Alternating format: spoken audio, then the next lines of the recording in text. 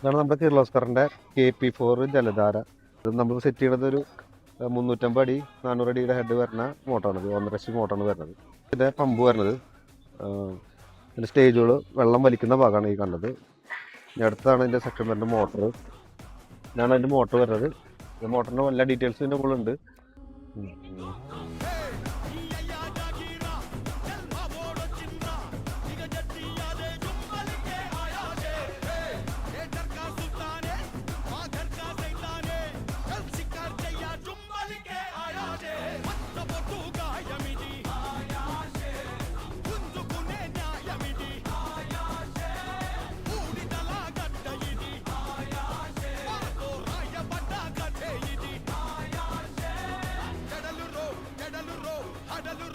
Kadaluro,